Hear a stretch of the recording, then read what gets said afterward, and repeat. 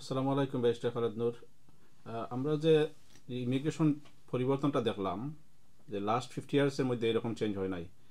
এই বিষয়ে উল্লেখযোগ্য চেঞ্জ কি আছে, কীভাবে এফেক্ট করবে একটু এক্সপ্লেন করবেন? Thank you. আপনি তো আসলে আমরা সকলেই জানি এবং দেখতেছি মিডিয়ার মাধ্যমে বেশ কিছু চেঞ্জ নিয়ে আসা হচ্ছে ইমিগ্রেশন রুলে। বিশেষ করে রিসেন্টলি দিস উইকে একটা অ্যাসাইলাম কেন্দ্রে একটা সুদূর প্রসারী চেঞ্জ নিয়ে আসা হয়েছে এবং গতকাল শাবানা মাহমুদ হোম সেক্রেটারির পক্ষ থেকে একটা বিশেষ একটা পলিসি প্রপোজাল পার্লামেন্টে উপস্থাপন করেছেন, যেটা part of the continuous home অফিসের যেটা ইনিশিয়েটিভ টু ইমিগ্রেশন চেঞ্জ করার ক্ষেত্রে। এটা বলা যায় যে সুদূর প্রসারী চেঞ্জ নিয়ে আসা হবে, যেটা ইনডিফিনিট লিভের ক্ষেত্রে মেনলি গতকাল যেটা কথা বলা হয়েছে। এবং এর মাধ্যমে যারা এদেশে আসেন এখন নর্মালি যেটা হলো, যারা স্পাউস হিসেবে আসতেছেন, যাদের ফাইন্যান্সিয়াল রিকোয়ারমেন্ট করতে পারবেন, তারা 5 ইয়ার্সের পরে ইনডিফিনিট লিভ পাচ্ছেন। যারা 5 ইয়ার্সের রুটে মেনটেন করতে পারতেছেন তাদেরকে 10 ইয়ার্স রুট দেওয়া হচ্ছে, যে 10 ইয়ার্স পরে তারা ইনডিফিনিট লিভ পাবেন, যারা আলটিমেটলি ফাইন্যান্সিয়াল রিকোয়ারমেন্টটা মিট করতে পারবেন না। কিন্তু এখনকার যে প্রভিশন বা যেটা প্রপোজাল যেটা আসছে, সেখানে বলা হচ্ছে ডিফল্ট পজিশন হয়ে যাবে যে 5 ইয়ার্সের রুল যেটা আছে সেটা অটোমেটিকলি 10 ইয়ার্সে চলে যাবে। দ্যাট মিন স্ট্যান্ডার্ড হয়ে যাবে 10 ইয়ার্সের পরে ইনডিফিনিট লিভ পাওয়ার।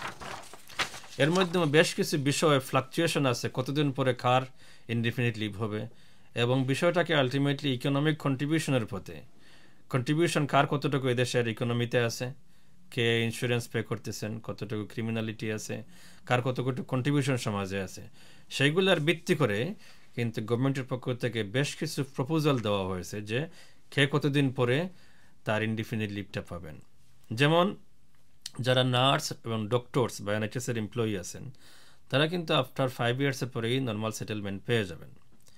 কিন্তু যারা বেনিফিটে ডিপেন্ডেন্ট আছেন, এখানে বলা হচ্ছে, স্পেসিফিক বলা হচ্ছে, যারা বেনিফিট নেবেন আন্ডার 15 মান্থ, তারা 15 ইয়ার্সের পরে ইনডিফিনিট লিভ পাবেন, লিগ্যাল রুটে থাকার পরেও।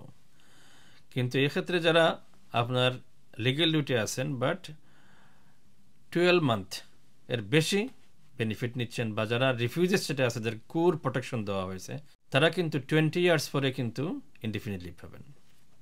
এখানে একটা বিষয় বলে রাখা ভালো, যারা গভর্নমেন্টের পক্ষে স্পেসিফিক বলা হচ্ছে যে বিটুইন 2022 এবং 2024-এর মধ্যে প্রায় 16,000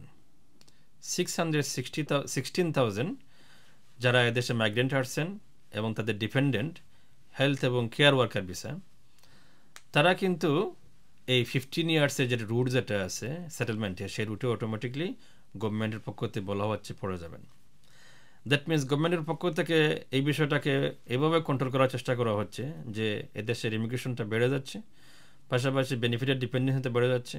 এবং আরেকটা বিষয় যেটা হলো, যারা এদেশে উইদাউট এনি ডকুমেন্টস ছাড়া আসবে, তাদেরকে আমরা ইলিগেল মাইগ্রেন্ট বলে থাকি, সেক্ষেত্রে বলা হচ্ছে যারা ইলিগেল এদেশে আসবেন তাদের ক্ষেত্রে 30 ইয়ার্স পরে ইনডিফিনিট লিভ পাওয়ার জন্য অ্যাপ্লিকেশন, তারা এলিজিবল হবেন বা অ্যাপ্লিকেশন করতে পারবেন।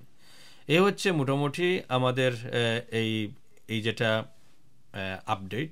তবে এক্ষেত্রে আরেকটা বিষয় গভর্নমেন্টের পক্ষ থেকে প্রপোজ করা হচ্ছে, এটা ইম্পর্টেন্ট প্রপোজাল। এখন যারা ইনডিফিনিট লিভ পান, তারা কিন্তু ইনডিফিনিট লিভ পাওয়ার পরে অটোমেটিকলি কিন্তু সোশ্যাল সিকিউরিটি যে বেনিফিট যেগুলো আছে সবগুলো এন্টাইটেল হয়ে যান, হাউজিং বেনিফিট, অন্যান্য যে বেনিফিটগুলো আছে।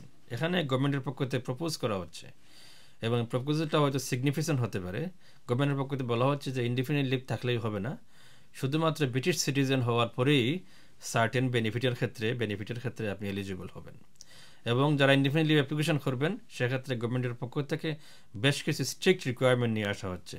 সেক্ষেত্রে হচ্ছে আপনার ক্লিন ক্রিমিনাল রেকর্ড থাকতে হবে, আপনার ইংলিশ ল্যাঙ্গুয়েজ স্ট্যান্ডার্ড থাকতে হবে, আপনি সাস্টেনেবল ওয়েতে আপনার রেগুলার মানে ন্যাশনাল ইনস্টিটিউট কন্ট্রিবিউশন করতে হবে। দ্যাট মিনস আপনি কাজ করতে বেনিফিট ডিপেন্ড করতে পারবে না। এবং পাশাপাশি আপনার এদেশে আউটস্ট্যান্ডিং কোনো ডেট বা কোনো ধরনের লায়াবিলিটি থাকলে সেক্ষেত্রে বিষয়গুলোকে নেগেটিভ হিসেবে কনসিডার করা হবে।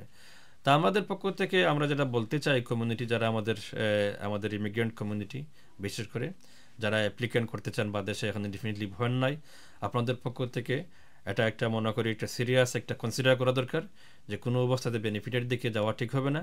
নিজেদের যতটুকু সম্ভব নিজেদের লিগ্যাল যে কাজের রুট যেটা থাকা দরকার, পাশাপাশি নিজেদের ইংলিশটাকে স্ট্যান্ডার্ডকে ইমপ্রুভ করা দরকার, কারণ এটা আলটিমেট ডে বাই ডে কিন্তু ইংলিশটাকে গভর্নমেন্টের পক্ষ থেকে স্ট্যান্ডার্ড লেভেলটা বাড়ানো হচ্ছে। এবং এটা মনে করি যেটা আমাদের জন্য, আপনার সকলের জন্য এটা ঠিক যে আপনি উপযোগী যেটা আপনার ইংলিশ ল্যাঙ্গুয়েজটাকে ইমপ্রুভ করা দরকার, কারণ ইংলিশ ল্যাঙ্গুয়েজ ছাড়া আপনার পক্ষ থেকে ভালো জব করা সম্ভব হবে না। এবং এর মাধ্যমে আপনি যেমন স্বাভাবিক কারণে আপনি ইমিগ্রেশন রুটটাকে ইনক্রিজ করে আপনি সেটেলমেন্টটা পাবেন তাড়াতাড়ি, পাশাপাশি আপনার স্ট্যান্ডার্ড অফ লিভিংটা বাড়বে এবং আপনার জন্য ব্যক্তিগতভাবে এবং আপনি ই কমার্স সমাজেও আপনি কন্ট্রিবিউট করতে পারবেন। এই যে টাইম ফ্রেমটা, এটা কি কোনো ধরনের বৈষম্য হয়ে গেল না ইমিগ্রান্টদের প্রতি? এটা ইম্পর্টেন্ট কোয়েশ্চেন আপনি করছেন। এটা আর্গুয়েবল কেস। সেটা তো আলটিমেটলি যখন এই বিষয়গুলো ইমপ্লিমেন্ট হবে সেই বিষয়গুলো হয়তো কোর্টে যাওয়ার সম্ভাবনা আছে। আমরা আলটিমেটলি সেই পর্যন্ত ওয়েট করি। গভর্নমেন্টের পক্ষ থেকে বেশ কিছু বিষয় বলা হয়েছে। প্রত্যেকটা দেশেরই দায়িত্ব হলো তাদের ইমিগ্রেশনটা কন্ট্রোল করা এবং তাদের ইকোনমিক সিকিউরিটিটাকে মেনটেন করা এবং তাদের অবস্থাকে কনসিডার করা। সেই বিষয়গুলো মাথায় নিয়ে গভর্নমেন্টের পক্ষ থেকে এই পলিসিগুলো চেঞ্জ করা হচ্ছে। তবে যে বিষয়গুলো আপনি বলছেন এটা কনসিডার করার মতো বিষয়। আপাতদৃষ্টিতে মনে হচ্ছে ডিসক্রিমিনেটরি, বাট অনেক সময় আর্গুমেন্টটা কোর্টে গেলে যাওয়ার পর মনে যায় যখন কনসিডারেশন আসে, ফাইন্যান্সিয়াল কনসিডারেশন এবং ইকোনমিক বেনিফিট এবং গভর্নমেন্ট এবং কান্ট্রির ওভারঅল সার্কামস্টেন্সেস, সেক্ষেত্রে অনেক সময় কোর্টের পক্ষ থেকে হোম অফিসের পক্ষেই রায় দেয়।